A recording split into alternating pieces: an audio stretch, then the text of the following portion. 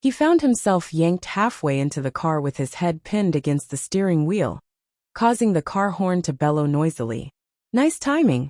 Han Xiao immediately began to search the poor car owner's body for the car keys.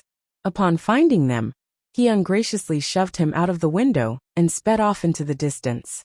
As the car owner sat dazed on the floor with a big bruise on his face, he wondered aloud, "Damn, since when were car thieves this brazen?" As Han Xiao weaved through traffic at high speed, he soon noticed the wail of a police siren. "The car in front, stop right now," yelled the traffic police officer on his motorbike. Han Xiao tossed the car owner's driving license out of the window and yelled back, "Deduct as many points as you like." The officer ended up tailing Han Xiao all the way to District 8, where Han Xiao quickly got off and began to stride off in big steps. The persistent police officer ran up to him to block his path. "You! Stop right now." Han Xiao rolled his eyes in exasperation. With a quick chop that the police officer could never have seen coming, he knocked him out cold. Through a series of twisting alleys, in the process disposing of 3 muggers, Han Xiao soon arrived at a small, dilapidated church building. It was now used as a means of shelter by some homeless people. In the warring period of the old era, religion had served as a means of mental support for many. At one point, this church in particular had managed to amass millions of believers. However, the savior that they believed in never appeared. So eventually, people stopped believing. There were a number of vagrants in the building.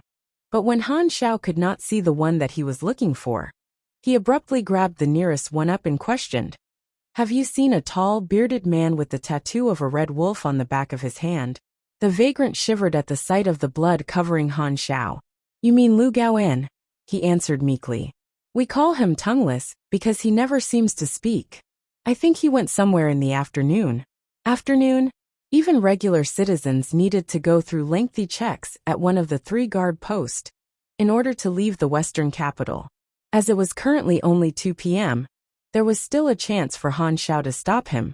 He could not count on Division 13 to pass a restriction order. Even if they were willing to, it would take some time for them to come to the decision. By then, Lu Gaoan would most likely have left the capital. Han Xiao furrowed his brows. Which of the 3 exits was Lu Gaoan at? Time was ticking. Lu Gaoan left less than 2 hours ago, meaning that he must have received Norsa's intel just then. Since Norsa had come directly to assassinate him, he must have tasked Lu Gaoan with reporting the information back to their organization. Lu Gaoan would definitely not have expected Han Xiao to know of him, so he would not see a need to deliver the intel with haste. Under such circumstances, the city pass that he would use would most likely be the one nearest to him, the Northwest Pass. However, it was still possible that he would choose to use either of the further passes. There was no way to tell. Han Xiao, we're here.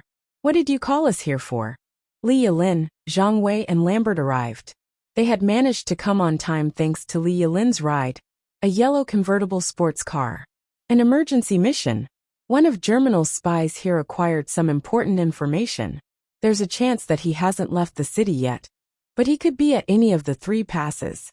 Li Yilin wiped the playful smile off her face upon hearing the severity of the situation. "Do you have a picture of him?" she asked. Han Xiao picked up some scraps of newspaper around him and began to draw out a rough image of Lu Gao and from his faded memory. He then yanked the homeless guy from earlier on up and barked, "Look at this. Does it look like Lu Gaoan? The eyes should be lower. His nose is a little crooked. Hair is shorter." With the man's help, Han Xiao was able to produce sketches of Lu Gaoan with a 70 or 80% resemblance. He then passed them to the trio and instructed, "Let's split up and get the security officers to keep an eye out for this person. Li Yilin and I will take her car to the furthest city entrance, while each of you will go to the other 2. Zhang Wei's face twitched as Han Xiao gave them the orders. Am I still the leader of this team? Nonetheless, he let it slide as it was an emergency. As they set off, Han Xiao immediately hopped into the driver's seat of Li Yilin's car. Hey, it's my car, grumbled Li Yilin immediately. I'll drive. You drive too slow. You don't trust the driving skills of a top agent. Li Yilin was so outraged that her eyebrows were almost contorted upside down. Unfortunately, she knew that there was no time to argue. so she grudgingly got into the passenger's seat. Tighten your seatbelt, reminded Han Xiao. Li Yilin rolled her eyes at him, replying, You must be joking. I'm a pugilist. I'll be fine no matter how fast you go. Suit yourself, replied Han Xiao with a plain nod as he stamped on the accelerator. Half an hour later, a yellow sports car appeared at the south entrance. Spinning almost full circle, the car left 4 sizzling, black tire marks on the road as it came to an abrupt stop. Blurg. Hey, I thought you were a pugilist. You don't talk to me in Blirarg. Li Yilin puked nonstop as she leaned on the car door. Half an hour, and 27 car accidents, or was it 28? My head's spinning so much that I can't even count. Who taught you to drive? Han Xiao raised an eyebrow. Does driving have to be taught? Doesn't it? The first driver didn't have anyone to teach him, did he? Li Yilin gaped in the face of Han Xiao's perfect logic. She was about to shoot back at him when suddenly, the urge to vomit kicked in again, causing her to throw her head back to the side. Really? I only drove a little fast, that's all. A little fast. I doubt the word break even exists in your vocabulary. Fine, let's stop wasting time. As Li Yilin tried to get back on her feet, she lost balance and almost tripped into her own pile of vomit. Fortunately, Han Xiao was able to provide support in time. Shaking his head, he began to drag her along with him toward the sentry post. As they neared the post, the station troop yelled out, Stop! Show your ID. As Han Xiao reached into his pockets to take out his ID card, his expression froze as he realized that he had forgotten to bring them along. Without asking, he directly reached into Li Yilin's pockets to find hers. Top pockets, none. Bottom pockets, none. Where's your pass? He asked. As Li Yilin still seemed too dizzy to think straight, Han Xiao continued feeling around that dynamite body of hers for it. I'm being taken advantage of. Ah, I found it, rejoiced Han Xiao. He then held the pass up toward the guard, who had been gulping at the show. Oh, you guys are agents. Come on in. As Han Xiao took a few steps forward, he discovered that Li Yilin was still rooted to the spot, giving him a deathly stare. What's wrong? Hurry up. Li Yilin took a deep breath to compose herself. Give me my ID back, she said stiffly. Why so fussy? Replied Han Xiao impatiently. He then casually walked back toward her and slotted the pass back into her rear pocket. Li Yilin's eyes widened. I'm being taken advantage of again.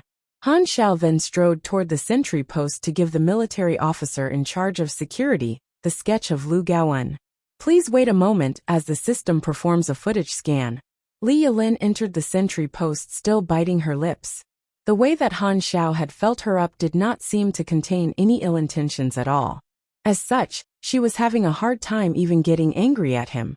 She was just very unhappy, for some reason, and she continued glaring at him. Lu Gaoan worked for an intelligence organization known as Storm Eye, one of the many subgroups that were secretly under the wing of the Germinal organization. In most cities, Storm Eye had one head contact in charge of relaying information back to the Germinal organization, as well as a few covert agents who gathered intel and only reported back to the head contact. One of Lu Gaoan's agents had reported seeing someone matching Zero's description in District 7. While at first unclear of Han Zhao's location, Lu Gaoan had discovered, after repeated investigations, that there was an area in District 7 that seemed to be cordoned off and watched closely by Division 13. It was most likely where Zero was hiding.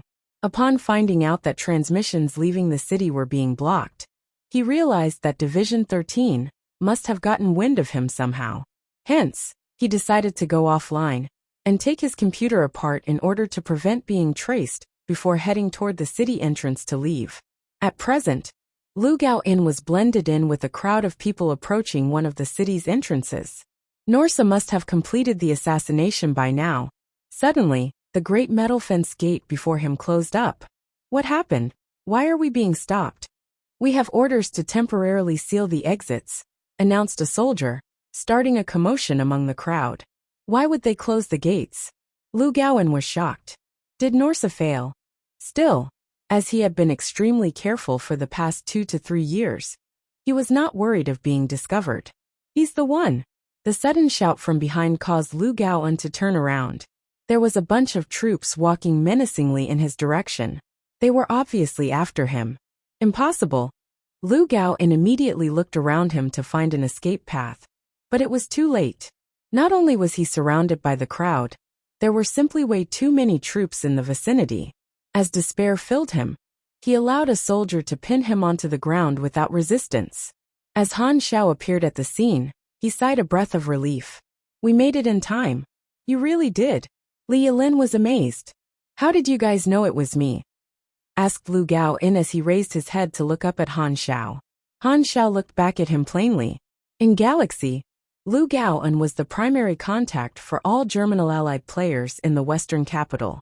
As Lu Gaoan resigned to his fate, he decided to activate the poison sac stored in his tooth. He would rather die than divulge any information regarding the organization that he had dedicated his whole life to. Suddenly, Han Xiao pulled out his handgun to fire a shot at Lu Gaoan's head, sending a trail of blood and brain matter spurting out. You have killed Lu Gaoan, LV.12, gaining 3,500 experience. Han Xiao raised his gun up to blow off the smoke from its barrel. If you want to die, at least give me the experience. Why did you kill him? Li Yilin was stunned by Han Xiao's sudden action. Division 13 could obviously have extracted a lot of vital information from him. There's poison stored in his teeth, his nails, and he even has some needles concealed in his clothes. We wouldn't have been able to stop him from killing himself. Han Xiao shook his head. In any case, Lu Gaoan's death was truly insignificant to him. He already possessed all the information that he needed. Nonetheless, things were getting a bit dicey. Looks like I'd better speed things up. In Black Raven Valley Base, the Throne of Gods Guild had gathered together for a meeting in-game. Things had not gone according to plan. As the other beta testers were all preoccupied with leveling up, their call for information had gone unanswered. Just as Jupiter was fuming over what to do, someone shouted, "Leader!" The quest hint changed. Jupiter gave a start. Upon checking the quest tab, he discovered that the quest location had actually been updated. It now stated that Zero was inside the Western capital. The mission was updated. Jupiter scratched his head. However, while he was confused, he was not upset. It was the 12th and last day of the beta test, and they had barely made any progress thus far. We'll send members to search the Western capital after the official launch. Once the game launched, the guild would be able to make full use of its advantage in numbers. With so many members, there was no way that they would not be able to find him. Jupiter clenched his fists. This B-class quest is ours for the taking. This was their chance to take a step ahead of their rivals. In Germinal's headquarters, a report was being read out to the boss. Commander Rosa was last heard from in the Western capital. Another man also disappeared along with him. Lu Gaoan, our head contact in Storm Eye. Li Rua has said that he will find a replacement for him immediately. It's Zero, said the boss abruptly. He silenced Rosa and Lu Gaoan in order to keep his exact location a secret. Humph, so you are in the Western capital. Star Dragon's Division 13 must be keeping him under their protection. Rosa was the ace assassin of the Germinal organization. While even Lu Gaoan had given the boss a favorable impression, it was a huge loss. That blasted Zero. The boss was furious. Zero. Did you think that you would be safe as long as you found protection? While he had at first belittled Han Xiao, over time, he had come to recognize the threat that he posed. According to the analysis of the security footage from the Valkyrie laboratory, Zero had never displayed any unusual behavior. Where he had gotten hold on their intel from remained a complete mystery. Order Storm Eye to pinpoint Zero's location. I don't care if he's hiding within Division 13's HQ. Find him no matter what it takes. The boss voice was filled with murderous intent. As there was no way to know exactly what other vital information Zero possessed, getting rid of him before he caused further damage was the only option. Get 5 commanders and 200 night owls ready to take action as soon as he is found. I will permit the use of guided missiles. Zero, you're dead meat. The beta test is ending. 00:00:00:30. Frenzied Sword sighed as he watched the countdown timer. If only he could have just a bit more time to train. Of course, He was overall still quite happy with the progress that he had made. Han Zhao's quests might have been very unseemly, but they sure did give a ton of experience. Furthermore, all the equipment that he had purchased from him helped to boost his combat power significantly. Although the skill set of the mechanic class revolved largely around crafting, which he disliked, seeing Han Zhao's strength had given Frenzied Sword all the affirmation that he needed. I too will gradually become that strong. There will be a spot among the pros for me. Beta tests concluded. Countdown to game's launch. 122 days, 1 hour, 23 minutes. Han Xiao shook his head upon discovering that the discussion board button had been grayed out. Looks like I was right. The amount of time between version changes in the real world is not synced with my current time. Why are you shaking your head? Asked Gu Hui suddenly. I wonder what other information you possess. Han Xiao was currently inside a conference room back at Division 13's headquarters. There were 3 big shots seated in front of him. Gu Hui, the division director, as well as the 2 heads of the intelligence department and the secret ops department.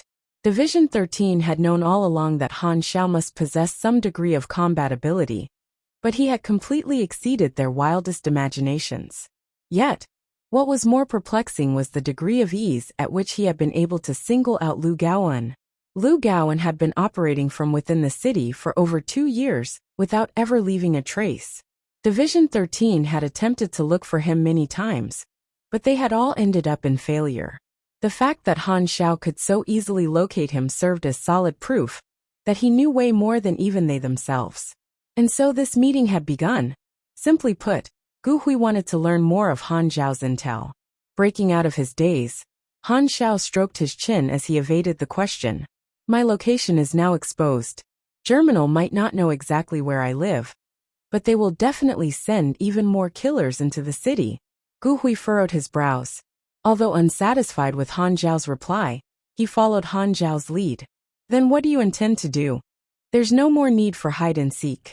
I want to participate in the next operation. It's too dangerous, protested a livid Gu Hui. If you show yourself, that will only give them the chance to take action. Han Xiao faked a cough. Can we talk alone? The 2 department heads exchanged exasperated glances. Do we seem that untrustworthy?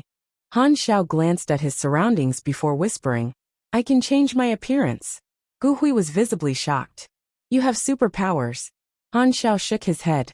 I can create a gadget that allows me to alter my looks, so there's no way that they will be able to find me. A skin mask? Not a bad idea, thought Gu Hui. However, Han Xiao sounded as though he meant something more advanced than a simple skin mask that Division 13 already employed. Even if you use a mask, it's still too risky. You will have to take it off eventually. The corner of Han Zhao's lips curled up. My mask is more convenient than that. Alright, then show it to me before I approve.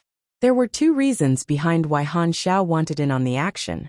The first was, of course, for the experience. The second was that he did not want to remain cooped up inside the Western capital. This was the only way that he would be able to participate in more incidents.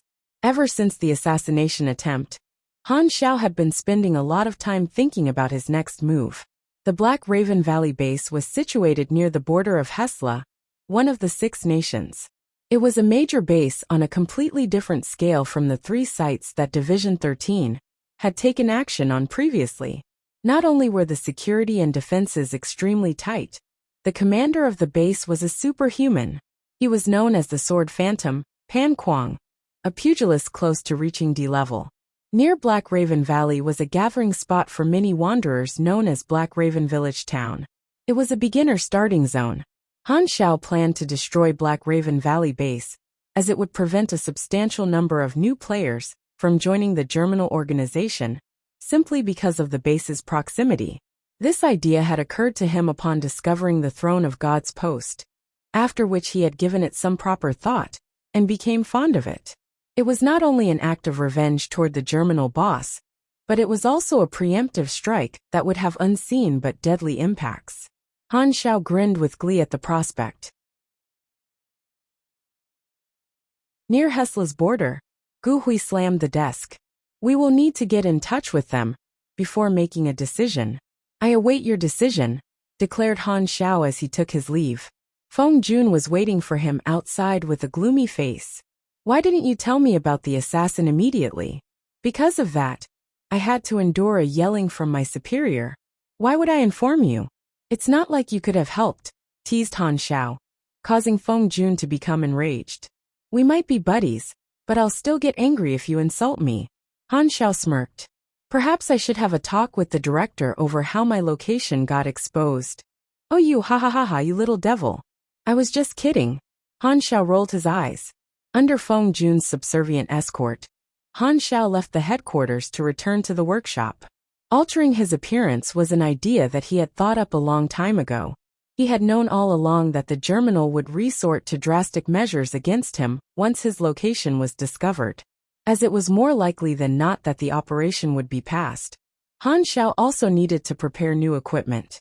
The mecha arm and the retractable knife would not allow him to keep up with the level of the opponents they were about to face. It would also be nice if his current team was able to participate in the operation. Thinking about his team reminded Han Xiao of the need to upgrade Zhang Wei's power suit. The cost of the upgrade would not come cheap. As Han Xiao stroked his eyebrows, he searched through his memories for blueprints suitable for this mission. Looks like it's time to learn a bunch more stuff. Suddenly, someone knocked the door. It was old Lu, with a chicken leg in one hand and beer in the other. Little brat, what are you doing here?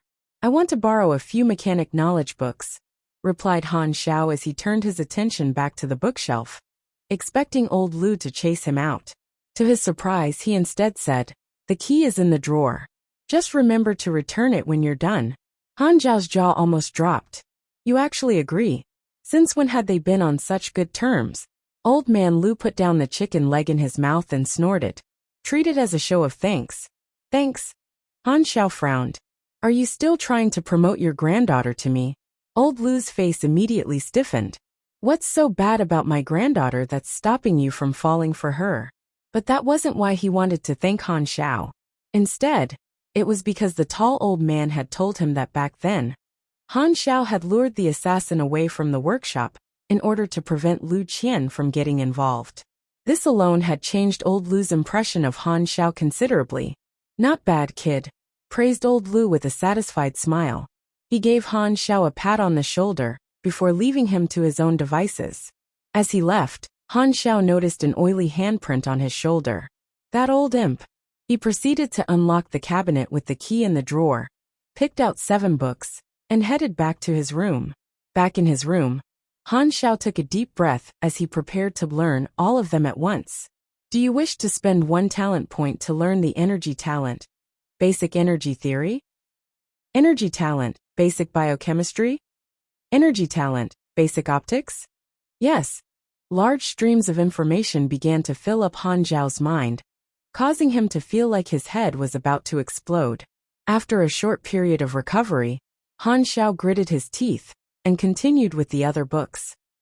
Manipulation talent, basic electromagnetism? Manipulation talent, basic mechanics? Manipulation talent, basic quantum electronics? Manipulation talent, basic spatial sense? 7 sets of basic knowledge. However, the process did not stop there. Han Xiao decided to level up these new talents. Basic energy theory has been raised to LV3. Basic electromagnetism has been raised to LV2. Basic digital electronics has been raised to LV2. Basic mechanics has been raised to LV2, as well as some previously learned talents. Basic weaponry has been raised to LV3.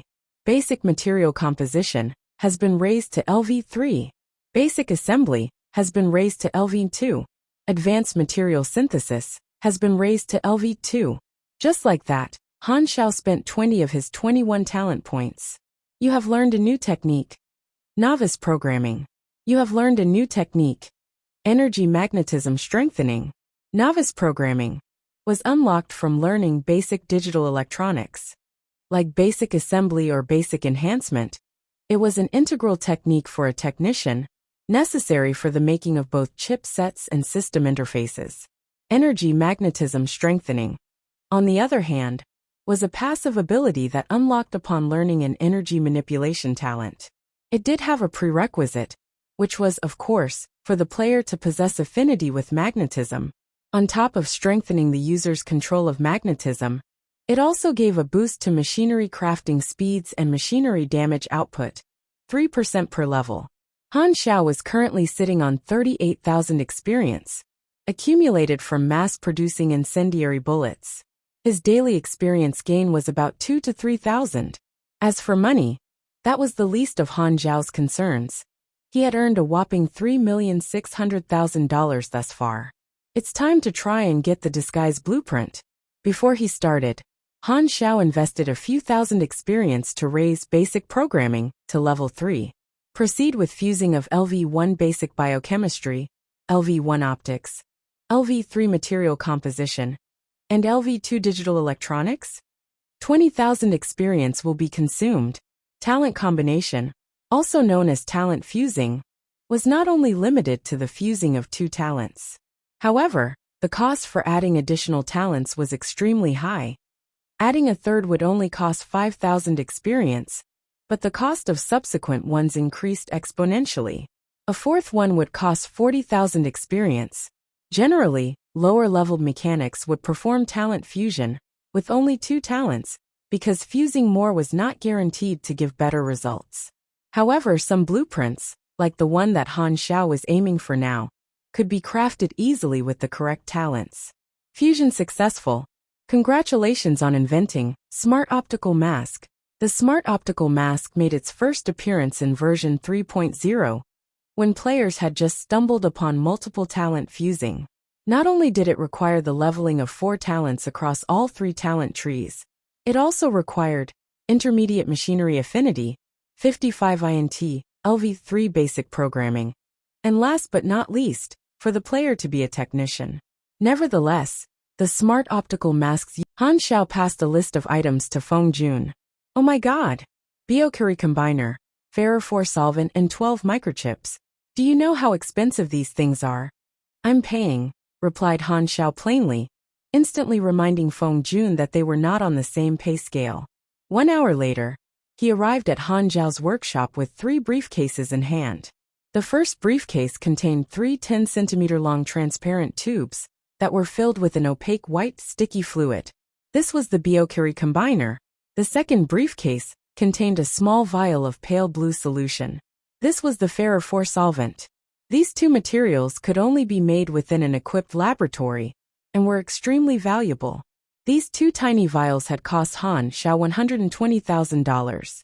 The third briefcase contained the 12 microchips. Each one was only about the size of a fingernail, and they were extremely thin. Upon closer observation, one would find that they were jam-packed with circuit lines. They were commonly used for small and complex gadgets, and the set of 12 cost $60,000. Han Xiao immediately began working on the mask. He started by opening holes on the thin plastic mask for his eyes, nose, and mouth. Then, he carved out 12 small holes on various locations of the mask for embedding the microchips in. Before putting the microchips in, Han Xiao uploaded the data from a scan of his own face to his computer. Using a library of over thousands of faces, he then spent 2 to 3 hours linking them up to a simple facial recognition and projection program on his computer. When he was done, Han Xiao retrieved some laboratory apparatus and began to work at mixing the Biokuri Combiner and the Ferro 4 solvent together. After some time, he managed to produce a composite material that was neither white nor blue like its constituents, but instead, the color of flesh. This was the key material for making the smart meta-optical mask. Not only did it possess some of the useful properties of the Biokuri Combiner and the Ferro 4 solvent, it had, most importantly, good conductivity. Han Xiao proceeded to embed the microchips beneath the mask before pouring the flesh-colored mixture over it. After a few more finishing touches, he left it to set within a special freezer. A short while later, Han Xiao opened the freezer and reached in to retrieve the mask. Apart from where the microchips were located, the mask was extremely smooth. On its thin surface, Han Xiao had installed an advanced crystal display that, upon being pressed, caused a spectrum of colors to appear on the spot.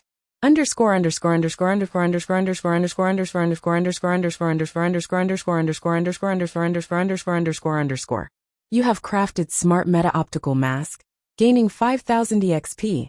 Underscore underscore underscore underscore underscore underscore underscore underscore underscore underscore underscore underscore underscore underscore underscore underscore underscore underscore underscore underscore. Smart meta-optical mask, face equipment. Allows the user to change the appearance of his face when worn, concealing his identity. Charge 5 minutes for 10 hours of usage. This mask had cost a whopping close to $200,000 to make. Han Xiao picked up the mask and walked over to the mirror to test it out. A cool sensation enveloped his face when he put it on, and he pressed gently onto the microchip on the cheek area to activate it. The appearance of his face immediately transformed, and it continued to change into a different face with each press. This was by no means an ordinary mask of disguise. It was a godly piece of equipment that allowed the user to change his appearance at will. The smart meta-optical mask would only transform into the faces of humans, as Han Xiao had only fed the program data of human faces. Apart from randomly changing, it was also able to store up to 3 different faces for the user to access, and could revert back to the last 3 faces used. It also had an additional function that allowed it to scan a target's face and transform to it with a 70 to 80% accuracy. After playing with the mask a bit more, Han Xiao removed it and headed back to headquarters to look for Gu Hui. "You've created your mask?" asked Gu Hui. Han Xiao smiled and put the mask on. As Han Xiao did not intend to reveal the mask's transformation capabilities just yet, he had prepared it to display the face of an ordinary-looking young man beforehand. To Gu Hui, it simply looked like an extremely realistic mask. However, while Division 13 could already make such masks, none of them were as realistic as Han Xiao's. Furthermore, not only did it seem to be extremely portable, it was clearly very easy to wear. "Interested in selling the blueprints to us?" Han Xiao faked a burst of laughter. "It's just a simple mask. Why would I need a blueprint to make it? You guys can make them too, right?" "That's true," thought Gu Hui to himself. Inwardly, Han Xiao let out a breath of relief upon seeing Gu Hui give up the idea. "I managed to fool him. Then," continued Han Xiao, "can I join the operation?" Gu Hui thought for a moment before nodding. "The Hesla Intelligence Service has decided to join us for this operation. You will come along with your team." Han Xiao had known that Hesla would agree to taking action. It was the Germinal organization after all. Suppressing the excitement in his heart, Han Xiao asked, "When do we depart?" "There's no rush. It will take some time to arrange our forces, plus, we will both have to work on a proper strategy first. It'll most likely be half a month before deployment." "Half a month," thought Han Xiao. "That will be enough time for me to finish up my equipment." Back in his workshop, Han Xiao wrote his goals down on paper. 1. To obtain even more rare blueprints. 2. To purchase a vehicle for his team. As a logistics personnel, a vehicle equipped with all the maintenance and crafting tools he needed would be invaluable. 3. To upgrade the fighter suit. So much to do. One at a time, I guess. Han Xiao shook his head. The most important thing was still to raise his own combat ability. There were a few ways to do this. The first and most important way, in Han Xiao's opinion, would be to improve his defensive capabilities. After all, survival was key. The second was to enhance his long-range defensive capabilities. For this, Han Xiao planned to enhance his Berserk Eagles. While Han Xiao did prefer fighting from a distance, close combat ability was still important on the battlefield, so he also planned to upgrade the mecha arm. As for mobility, the swallow gliders that had been collecting dust in his inventory were finally going to see use. As the terrain around the Black Raven Valley base was extremely rough, they might end up proving invaluable to have. Han Xiao also decided to prepare a little something in the event that the battle did not go their way, a little something explosive. After giving it quick thought, Han Xiao scribbled down another list of materials for Feng Jun to help him procure. The total cost of the items on the list cost around another $300,000. Feng Jun found himself growing more and more exasperated at Han Xiao. But fortunately for him, the higher-ups had known before that Han Xiao would be a pain to deal with, so they had given him a raise. For the sake of his $25,000 monthly wage, plus insurance, he relented to act as Han Xiao's errand boy. Feng Jun sighed as he looked up to the sky dramatically. With great power comes great responsibility, I guess. Feng Jun immediately got the items delivered to Han Xiao, prompting Han Xiao to sarcastically praise him for being an exemplary worker. He joked that he would shower him with a pennant, among other rewards, causing Feng Jun to roll his eyes. After teasing him, Han Xiao returned to his workroom to begin work on his equipment. Having leveled up both basic weaponry and basic mechanical engineering, the effectiveness of Han Xiao's enhancement was now much higher than before. He took out the two berserk eagles and began to perform modifications on them, upgrading them with better materials and spare parts. My days of poverty are long gone. I'm a rich man now. With Han Xiao's proficiency in modifications, the process was completed in no time. Berserk Eagle Enhanced. Grade, Uncommon. Base Stats. Damage, 74 to 87. Fire Rate, 1.5/s. Magazine Capacity, 8. Range 50 m. Power Output 45. Prerequisites, LV3 Precise Shot. Stat Bonus, +2 Dexterity. Length, 0.21 m. Weight, 1.9 kilograms. Additional effect, Backfire. The recoil of this gun is extremely powerful, requiring 30 STR to overcome. Additional effect, High Impact. When attacking, 10% chance to deal bonus 15 damage if the target is within effective range. Additional effect, Dual Shot. This gun has been modified with the capability to fire up to 2 bullets per shot, 20% damage penalty. Tooltip. Come on, we all know what gun this is based on. Desert Cough. With Han Zhao's current skill levels, there was a 30 to 40% chance of upgrading a common equipment to uncommon when performing enhancement. Although Han Xiao was now the proud owner of 2 uncommon guns, they came with the prerequisite of LV3 Precise Shot. Even though this prerequisite did not prevent Han Xiao from wielding them, it would cause their effectiveness to be greatly diminished. Shaking his head in exasperation, Han Xiao inputted some experience to raise Precise Shot to LV3, which gave him an additional 3% accuracy and 4% critical chance. As you have achieved LV8 in basic shooting and LV3 in Precise Shot, you may learn one of the following 3 advanced skills: sniping, gunfighting, suppression. For the first time, Han Xiao found himself in a dilemma over which skill to pick.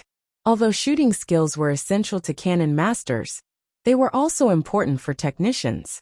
The 3 abilities displayed before Han Xiao clearly represented different styles of combat. As the Berserk Eagle was made for close combat, gunfighting would make for a logical choice. However, Han Xiao also needed to think further ahead. At endgame, technicians were strongest at long-range combat, so they rarely had use for risky close combat skills. Suppression would aid in sieging or holding forts, but it would only be effective with a partner to provide tactical support. In contrast to these 2 skills, sniping was far better suited for solo action. Han Xiao scratched his head as he thought about it. I'll have to work alone sooner or later anyway. Plus it's better for me to keep myself far from danger, unlike a player who doesn't have to worry about his life.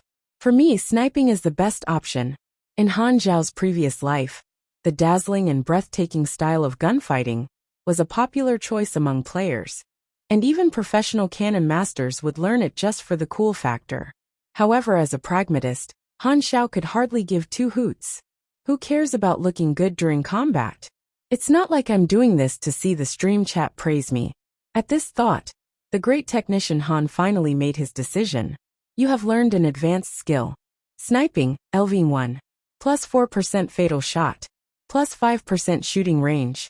Han Xiao nodded in satisfaction. Done. Next, Han Xiao crafted the Swallow gliders, earning 1,500 experience in the process. He also modified them to give them the retractability of the retractable knife.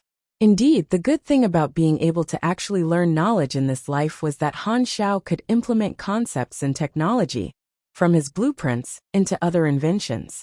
With the added retractability, they could now be worn on the back like a parachute before deployment.